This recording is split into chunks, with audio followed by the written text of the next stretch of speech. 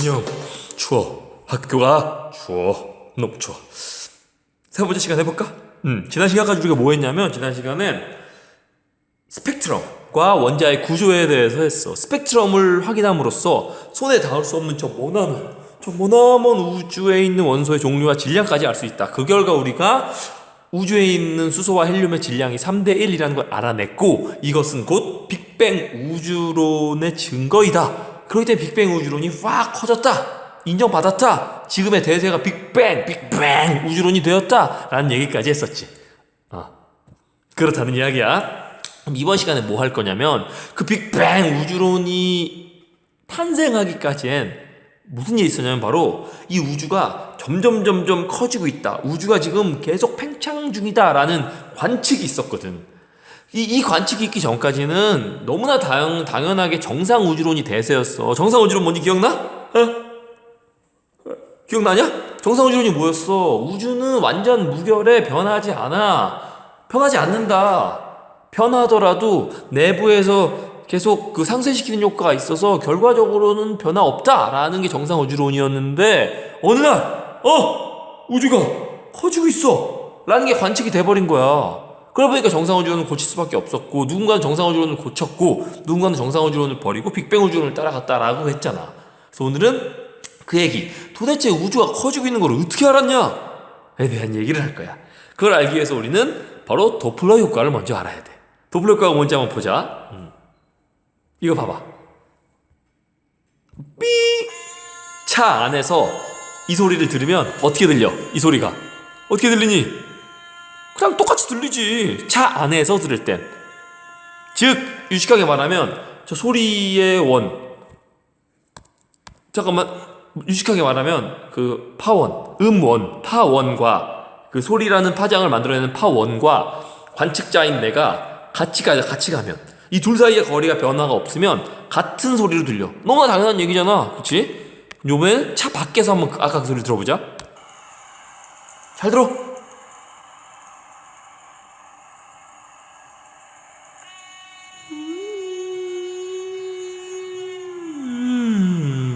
알겠니?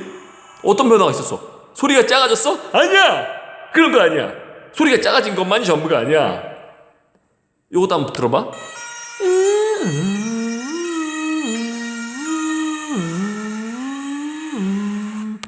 소리가 작아진 게 전부가 아니야. 소리가 낮아졌다고, 저음이 됐다고. 이게 이상한 거야.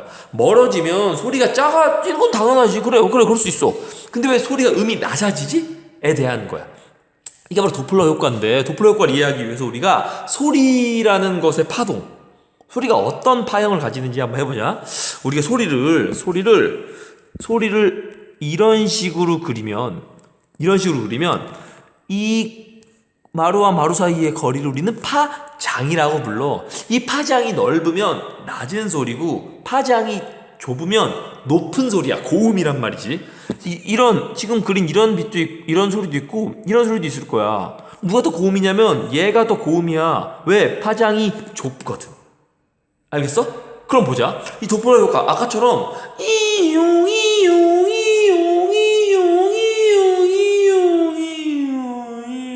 이렇게 소리가 낮아진 이유가 무엇일까에 대해서 한번 해보자.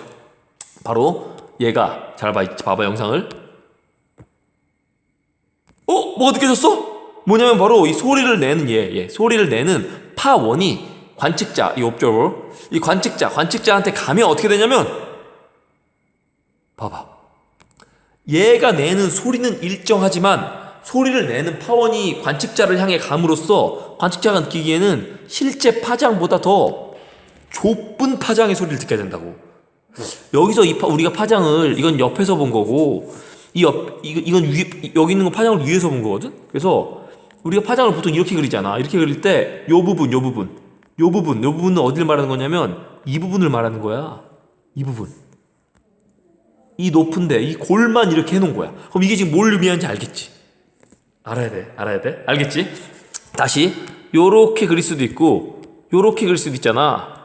이거는 옆에서 본 거, 이건 위에서 본 거라고 생각하면 쉬운데, 이 부분이 이 부분인 거야. 이 부분이 이 부분인 거고.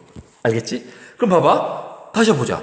이 소리를 내는 얘가 관측자 쪽으로 가니까 이 상대적으로 그러니까 얘가 더 좁아진 높은 소리가 들리게 된다는 게 눈으로 보이니? 그렇다는 거지. 이렇게 이 사람은 고음을 듣겠지? 그럼 얘가 멀어지면 상대적으로 더 저음이 되겠지. 이게 바로 도플러 효과야. 이해가니? 요거 이해 안 가면 다시 한번 봐봐. 그럼 이 도플러 효과로 어떻게 우리 우주가 커지고 있다는 거 알았냐면 스펙트럼 배웠잖아. 스펙트럼. 우리가 어떤 은하에서 날아오는 빛을 봤어. 그랬더니 그 빛에 있는 스펙트럼 라인이 이런 모양이라는 게 보이지. 근데 이런 스펙트럼 라인의 형태, 이런 패턴은 예를 들어서 뭐 A라는 어떤 기체야. 이 A라는 기체는 우주에 어디에 있든 늘 요 패턴만 나타내. 요거 전 시간에 배웠지. 요 패턴을 보는 순간 그 물질은 A구나 라는 걸 알 수 있다고. 그래서 우리가 어떤 은하를 봤는데 요런 패턴이 나타난 거야. 그럼 이 은하에는 요 A라는 기체가 맞네? 라는 걸 알았는데 만약에 이 은하가 정지해 있다면 패턴이 요렇게 보여야 돼. 근데 만약에 이 은하가 우리로부터 멀어지잖아? 그럼 요 패턴이 전부 다 약간 이 빨간색 쪽으로 옮겨져. 이게 무슨 말이냐? 왜 옮겨질까? 이걸 좀 이해하는 게 좀 어려운데 한번 이해 한번 해볼까? 왜냐면 아까 도플러 효과에 의하면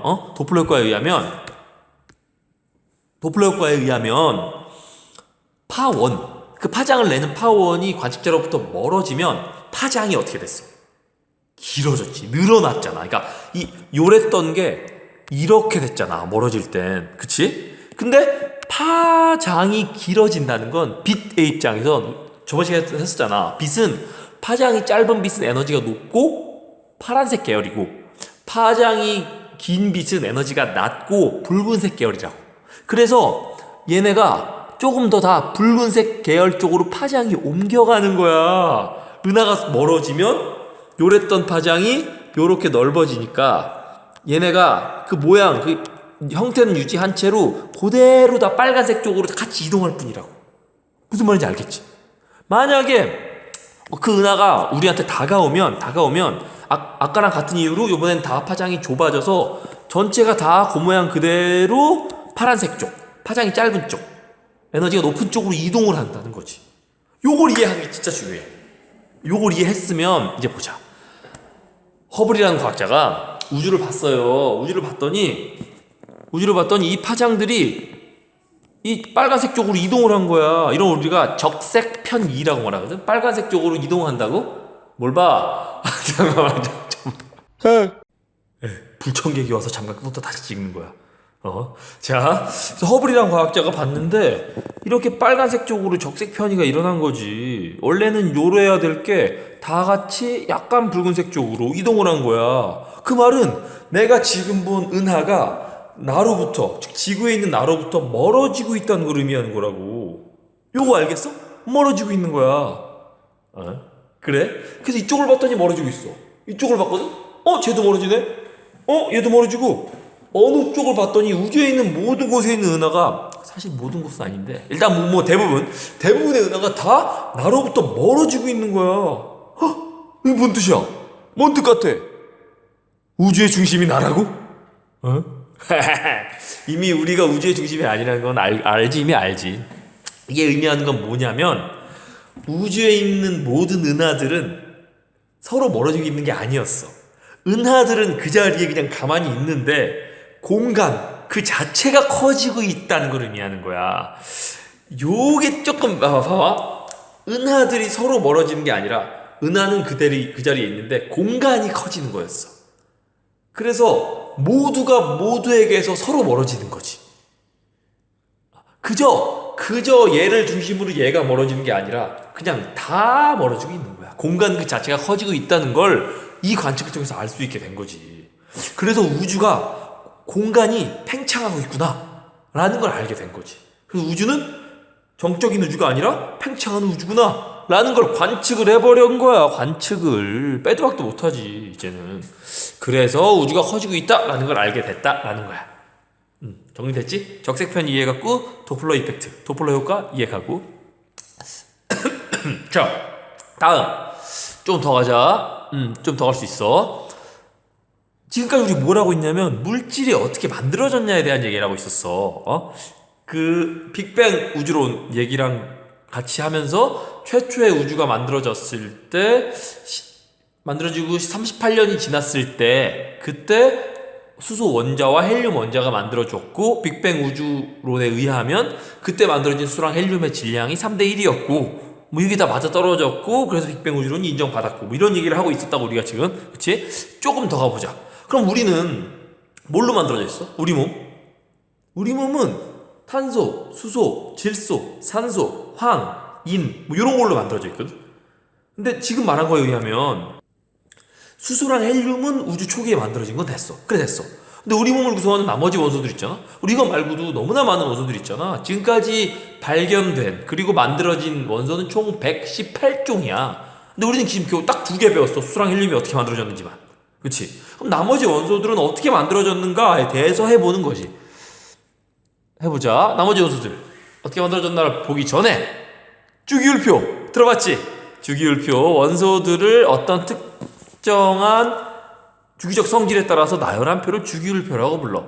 여기를 족이라고 불러. 1족, 2족, 3족, 4족, 5족. 여기를 주기라고 불러. 1주기, 2주기, 3주기. 뭐 이렇게 부르지. 자, 그럼 이 주기율표에 있는 나머지 원소들은 어떻게 만들어졌는가를 보자. 우주 배경 복사 기억나시? 우주 배경 복사가 뭐였는지 지금 설명하자면 너무 기니까 이 전 영상을 봐봐. 간단하게 얘기하면 빅뱅 후 38만 년이 되기 전에는 물질과 빛이 혼재되어 있었어. 서로 섞여 있었어. 구분할 수가 없는 상태였는데 빅뱅 후 38만 년이 되는 순간 전자가 원자에게 붙잡혔고 그러면서 물질 안에 갇혀있던 빛이 온 우주로 확 퍼져나갔다라는 얘기야. 그 퍼져나간 우주가 지금 빅뱅 후 137억 년에서 138억 년 됐거든? 그 137에서 148억 년 내내 계속 온 우주를 여행하고 있다고. 온 우주를 그득 채우고 있어. 그게 바로 우주의 배경이 되는 빛. 그래서 우주 배경 복사라고 한다고 했잖아. 그래서 이 우주 배경 복사를 분석하면 우리는 우주의 137억 년 전에 우주에 대해서 알 수 있어. 이게 참 소름 끼치는 일이야. 137억 년 동안 날라온 빛이잖아. 우리 입장에선 그 빛을 분석하면 그때를 알 수 있는 거지. 우주 배경 복사를 분석해 봤더니 요런 형태야. 요런 형태. 우주 배경 복사 지금 색깔이 다른 건 어딘가는 우주 배경 복사가 좀 더 많고 어딘가는 적다라는 걸 의미하는 거야. 즉 우주 배경 복사가 고르지 않았다라는 걸 의미하는 거야. 137억 년, 138억 년 전에도. 이게 뭘 의미하는 거냐면 지금 우리 입장에서는 뭐 고르지 않은 게 뭐 대단해라고 생각할 수 있겠지만 이 우주의 초기를 연구한 학자들 사이에서는 그게 굉장히 논란거리였어. 최초부터 물질이 완전히 완벽히 골고루 퍼져 있었느냐 아니면 골고루 있지 않고 이렇게 막 어디는 많고 어디는 적었느냐가 굉장히 중요한 논쟁이었는데 이 우주 배경 복사가 고르지 않다는 건 최초에 있는 물질조차도 고르지 않았다는 걸 의미하는 거야. 우주 배경 복사가 처음에 말했잖아. 원래는 물질과 빛이 혼재해 있었다고. 우주 배경 복사가 많다는 건 그곳에 있던 물질이 많았다는 거야. 우주 배경 복사가 적다는 건 물질이 적다는 거고. 즉 최초의 우주에서의 물질은 고르지 않았어. 이게 의미하는 게 엄청나요. 왜 이게 의미하는 게 엄청나냐면 봐봐. 별이 만들어진 과정에서 별이 어떻게 만들어지냐면 여기에 물질들이 있고 여기에 물질들이 있는데 이 둘 중에 이쪽에 물질이 약간 더 많잖아. 이쪽 물질보다 얘가 약간 더 많으면 질량이 약간 더 크고 질량이 약간 더 크면 중력이 얘가 중력이 약간 더 크고 중력이 약간 더 크니까 얘가 이쪽으로 끌려오고 그 얘가 뭉치고 그 얘의 질량이 조금 더 커지고 이런 식으로 얘가 옆에 있는 애보다 좀 더 질량이 커졌으니까 중력이 좀 더 커지고 그러니까 또 물질을 또 끌고 오고 이런 식으로 조금씩 질량이 점점 커지면서 항성, 즉 별이 될 수 있는 기반을 닦고 이 별들이 모여서 은하가 될 수 있는 기반을 닦았다는 거지.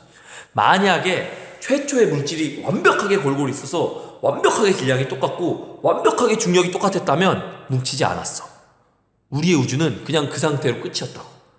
근데 물질이 골고루 있지 않았기 때문에 질량이 좀 더 커서 중력이 좀 더 큰 부분이 있었고 그 덕분에 지금의 은하, 지금의 우리 우주가 시작되었다라는 거라고. 굉장히 의미 있는 거야. 그렇게 주장하는 과학자들은 있었는데 우주 배경 복사를 관측함으로써 그 생각이 맞았다는 걸 알게 된 거지.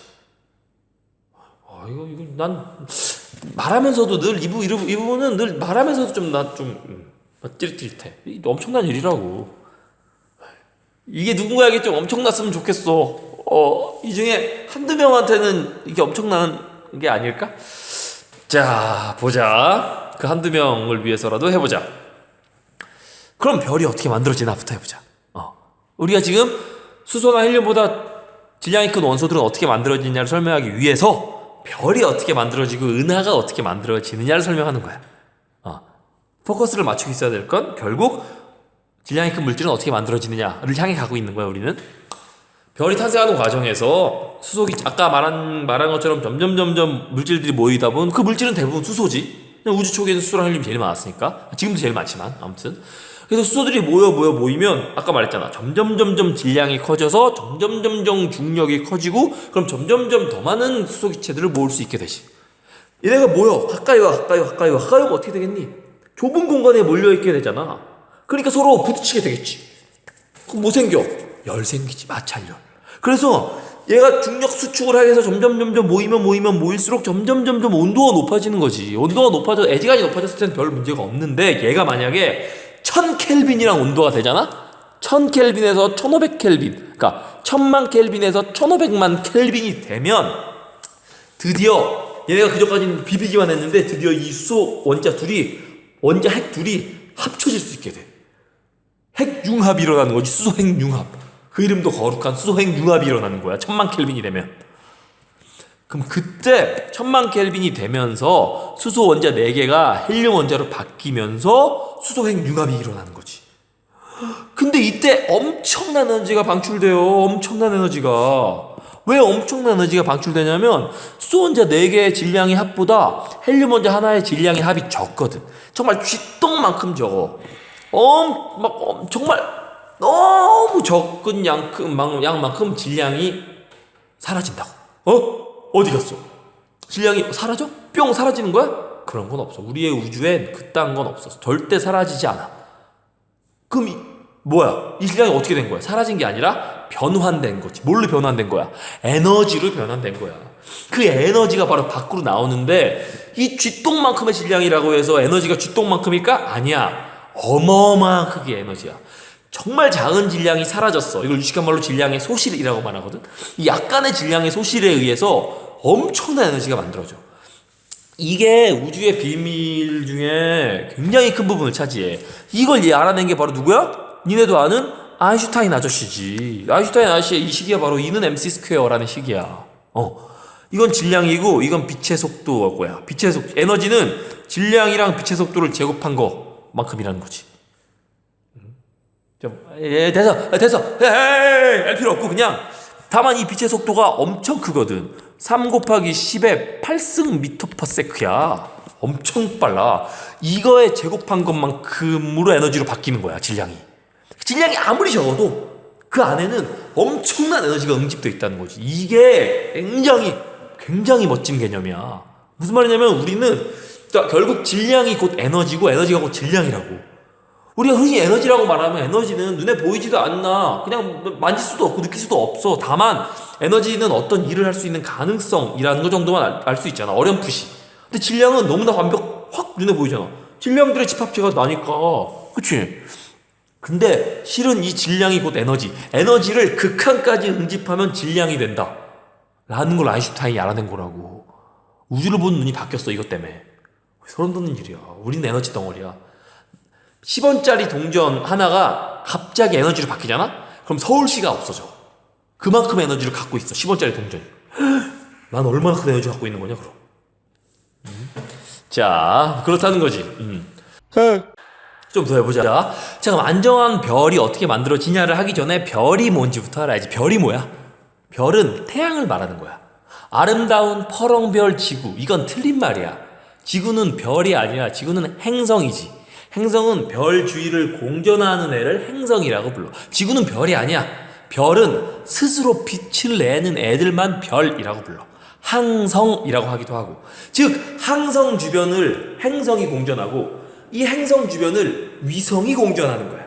위성은 뭐야? 달. 그렇다는 거지. 자, 그럼 우리가 안정한 별이 어떻게 만들어지냐, 항성, 태양이 어떻게 만들어지느냐에 대해서 해보자. 어떻게 만들어지냐면 지금 말한 이런 이유. 아까 말했잖아. 수소들이 뭉치다가 1000만 켈빈 이상이 되면 수소들이 뭉치면서 수소 핵융합을 하면서 헬륨으로 바뀌어요. 그러면서 엄청난 에너지가 밖으로 부어져 나온다는 거겠지. 그래서 별 내부, 별이 되고자 하는 천체 내부에는 이런 일이 일어나요. 내부에서 중력에 의해서 얘가 계속 줄어들려고 하는데 갑자기 내부에서 뭐가 일어나? 폭발이 일어나지. 그러니까 얘가 뽕, 뽕, 뽕, 뽕, 뽕, 뭐 이런 일이 일어나고 있어요. 이러면서 안정한 상태를 찾지 못하고 있다가 점점 시간이 지나면서 균형을 찾으면 지금의 태양 같은 별이 되는 거지. 밖으로 미는 이 폭발력과 땡기려는 중력이 서로 균형을 잡은 거야. 그렇게 해서 안정한 별이 만들어져요. 알겠지? 태양이 안정한 별인데 태양은 나이가 얼마쯤 되냐면 50억 살쯤 돼. 50억 살. 태양의 수명은 과학자들의 예상으로는 100억 살쯤 된대. 그러니까 태양은 지금 자기 수명의 절반 정도를 살아온 거야. 사람으로 치면 거의 한 40에서 50살 정도인 거지. 중년이야, 중년. 태양은 중년이야. 그럼 이제 태양이 앞으로 50억 년 후에는 어떻게 될까에 대한 얘기를 하자. 해보자. 태양은 어떻게 되냐면 아까 말한 대로 계속 내부에서 헬륨으로 바뀌어. 수소가 바뀌어. 근데 태양은 너무 커서 여기 내 안쪽 온도와 바깥쪽 온도가 다르거든. 이 바깥쪽 온도는 수소가 헬륨으로 핵융합할 만큼 온도가 높질 못해. 그래서 바깥쪽에 있는 수소는 핵융합을 못해요. 근데 안에 있는 수소는 핵융합을 계속하지. 그러다가 언젠가 수소가 다 떨어지겠지. 그게 언제야? 50억 년 후야. 니네가 환생을 한 200만 번쯤 하면 50억 년 후가 되겠지. 그래서 이게 헬륨으로 바뀌면 더 이상 이제 내부에서는 수소 핵융합이 일어나지 않아. 태양이 지금처럼 뻥뻥뻥 엄청난 빛을 내지 않지. 여전히 어느 정도의 열은 가지고 있지만 지금 같은 열은 갖지 못해. 그럼 지금부터 이제 상상력이 필요해. 상상을 제대로 하면 제대로 할수록 이 부분이 너무 재밌거든. 자, 생각해보자. 니네가 환생을 200만 번쯤 해서 태양 50억 년 후에 태어났어. 그때 태양 내부에 있는 수소가 모두 헬륨으로 바뀌어서 더 이상 태양 내부에선 핵융합이 일어나지 않아. 지금처럼 폭발하지 않지. 그래서 니네가 하늘을 봤더니 태양이 지금만큼 밝진 않아. 그런데 태양이 점점 커져. 왜 점점 커지냐면 수소가 다 없어지고 나면 이 내부에서 무슨 일이 일어나냐면 이 내부에서 중력은 여전히 강력한데 봐봐. 아까 땡기려는 중력과 폭발하려는 힘이 서로 균형을 잡아서 지금의 모양을 그랬잖아. 근데 이제 폭발하려는 힘이 없어지니까 중력 때문에 얘가 줄어들기 시작해요. 그러면서 이 내부가 줄어들기 시작해. 수축하면서 점점점 온도가 다시 높아지기 시작해. 아까 말한 이유로. 그러면서 이 바깥쪽 부분은 이 중심가 너무 멀어서 이 중심의 중력을 제대로 받지 못해서 이 바깥쪽은 점점점 커지기 시작해. 근데 우리가 태양을 보면 바깥쪽만 보이잖아. 그러니까 우리 입장에서 태양이 점점 커지는 걸로 보인다고. 50억 년 뒤에 네가 하늘을 보면 태양이 점점 커져. 그래서 태양이 점점 시뻘개져. 지금 우리의 태양은 주황색이야. 온도가 높거든. 주황색 정도인데 별은 온도가 낮으면 붉은색 계열이 돼. 온도가 높으면 파란색 계열이 되고 별은. 그래서 우리의 태양이 그때쯤 되면 점점 온도가 낮아지면서, 그러니까 외부는 온도가 낮아지면서 커지고 내부는 온도가 높아지면서 수축하거든. 그래서 우리가 보기엔 점점 온도가 낮아지면서 시뻘개진 태양이 점점점 커져. 그러다 우리 하늘 보고 있잖아? 그럼 그 태양이 수성을 먹고 금성을 먹고 지구까지 먹으러 와. 그때 니네가 어떻게 태양열을 견딜 수 있다면 태양이 완전 머리 위에 있을 거야. 하늘이 온통 태양으로 가득 차 있을 거라고. 그러면서 지구에 있는 모든 물은 증발해버리지. 바닷물도 다 증발해버려. 지구는 이미 불지옥이야. 그래서 태양이 네 머리 위까지 와 있다고. 하늘은 온통 태양뿐이야. 시뻘건 태양. 그 시뻘건 태양이 점점 네 머리를 먹고 눈을 먹고 코를 먹고 입을 먹고 목을 먹고 네 몸 전체를 먹고 지구를 먹어버릴 거라고. 장난 아니지 않냐? 완전 멋있지. 그렇게 될 거야. 이때 태양을 우리는 뭐라고 부르냐면 붉은색, 적색, 큰 별. 이래서 적색 거성이라고 불러. 무슨 말인지 알겠지? 이 태양은 적색 거성이 되는 거야. 그럼 태양이 적색 거성이 되는 동안 내부에서 무슨 일이 있다 그랬어? 점점 수축한다 그랬지? 온도가 높아져. 그러다가 얘가 1억 켈빈이 되잖아? 그러면 지금 내부에는 헬륨이 있잖아. 이 헬륨들마저도 융합할 수 있는 온도가 돼. 1억 켈빈이 되면. 그럼 헬륨 원자핵들이 융합하면서 탄소를 만든다고. 그러면서 무슨 일이 일어나? 다시 폭발이 뻥 일어나겠지. 폭발이 뻥 일어나면 그동안 부풀대로 부풀어진 이 수소 부분, 시뻘건 태양 부분, 그 폭발 때문에 흩어져 나가겠지. 어떤 상황인지 알겠지? 그러면서 흩어져 나가요. 그러면서 흩어져 나가고 이런 일이 벌어지면서 내부에는 헬륨이 모두 융합해서 만들어진 탄소만 남고, 그나마 태양 주변을 감싸고 있던 이 수소 기체 덩어리들은 우주 밖으로 이렇게 퍼져버리지. 그러면서 태양이 일생을 마감하는 거야. 안녕 하면서 일생을 마감하는 거지. 50억 년 후에는 이런 식으로 태양이 죽어. 되게 로맨틱한 일이지 않니?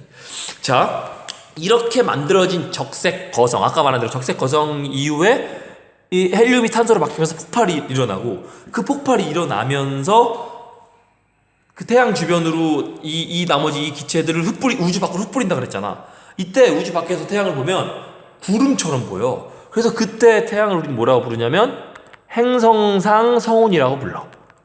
행성의 형태를 한 성운이라고, 별의 구름처럼 생겼다는 거지. 이제 그런 다음에 다 지나고 나면 마지막에 뭐만 남냐면 탄소 덩어리만 남아. 탄소 덩어리.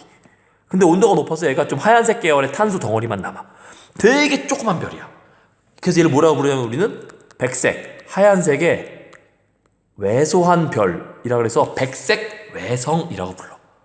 그러면서 태양이 완전히 생을 마감하고 우주에서 폭발도 일어나지 않은 채로 정말 조그매진 채로 하얗게 혼자 조용히 있는 거지. 그 전까지는 막 뻥뻥뻥 터지고 살다가 엄청 시끄럽게 살다가 백색 외성이 되면 그 소리조차 낼 수 없고 그냥 우주 한가운데 조용히 이렇게 있어. 근데 이 백색 외성은 뭐야? 탄소 덩어리잖아. 탄소 덩어리. 근데 이 탄소 덩어리의 결합 형식이 다이아몬드랑 되게 비슷해. 다이아몬드야. 엄청난 크게 다이아몬드가 되는 거라고. 그래서 우주에 가만히 있어. 되게 외로운 일이야 이거. 100억 년 동안 그렇게 열심히 폭발을 했는데 자기 주변에 엄청나게 많은 기체들이 있었는데 행성상 성운을 거치면서 자기 주변에 100억 년 동안 있어 주었던 그 기체들을 우주 밖으로 날려버리는 거야. 그러면서 결국 자기 혼자 남는 거지. 더 이상 폭발도 못하는 백색 왜소한 별이 돼서 혼자 남으면서 태양은 일생을 마감해. 되게 로맨틱한 일이라고. 그치? 이게 지금까지 했던 얘기야. 좀 길어졌는데 이 백색 외성이라는 걸 생각하면 되게 마음이 말랑말랑하다고. 그렇지 않니? 외롭기도 하고 불쌍하기, 어떻게 보면 동정도 가고. 이런 느낌을 나만 받은 게 아니었어. 이런 느낌을 누구도 받았냐면 바로 넬이라는 가수, 이 보컬인 김종환도 이런 느낌을 받았나 봐. 그래서 백색 외성이라는 노래를 만들었더라고. 근데 이 백색 외성이라는 노래 가사를 보면 이 태양이 죽어가는 과정을 막 대입해서 만들었어. 그래서 가사를 보다 보면 너무 마음이 좀 그래. 붉은 눈물 흐리며 죽어갔다고 막 얘기하고, 더 이상 심장 소리는 들리지 않고 막 혼자 남았다고 얘기하고 막 이래. 심장 소리 뽕뽕뽕 뭐 외롭다 뭐 이런 얘기인데, 이 노래 정말 좋으니까 한번 들어봐. 꼭 들어봐. 고생했어. 여기까지. 안녕.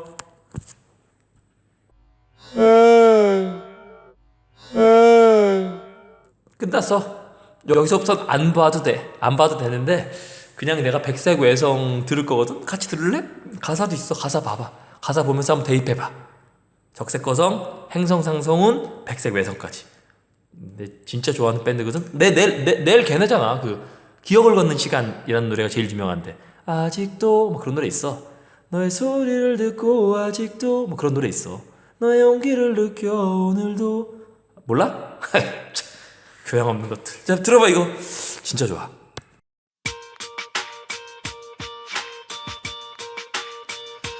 어젠 울며 잠이 들었어. 빨간 눈물 흘리며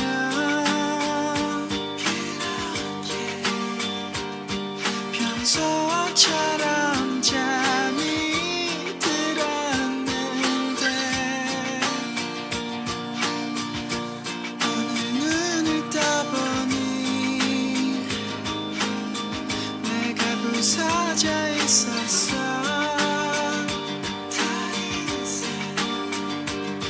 내 눈물에 네가 초비가 내렸어.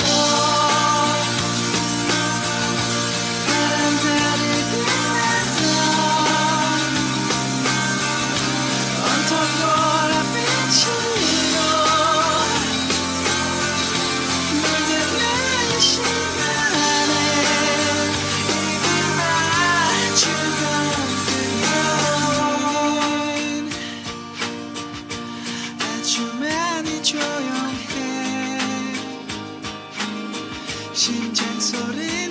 울지 않고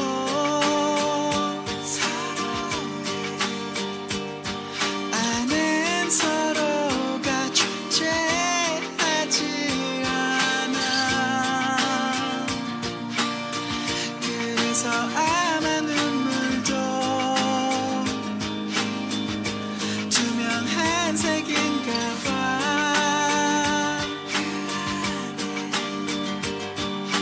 아무도 없음 저비가 내리고 바람달이 빛나서 온통 보랏빛으로 물드는 시간에 입을 맞추던 듯도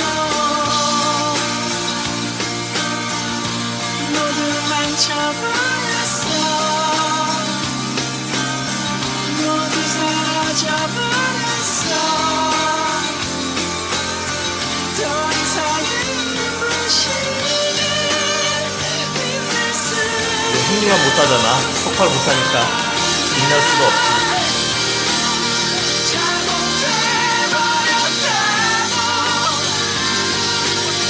부서져버렸다고 다시 나의 별로 돌아가서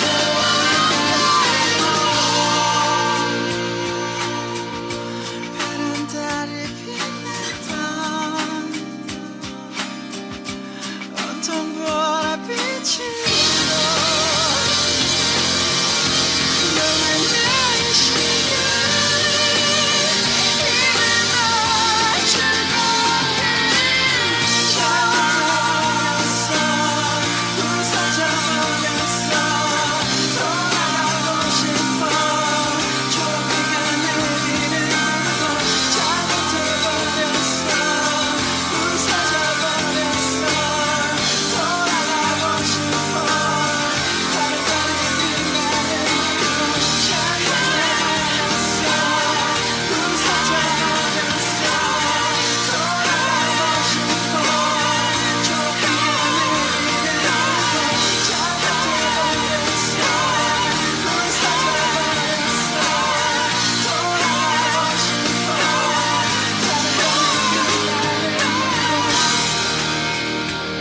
이런 노래야. 저 봐, 진짜 좋아. 그 수업 내용이랑 연관시켜서 들으면 더 좋을 거야. 너무 외로워. 백색 외성이.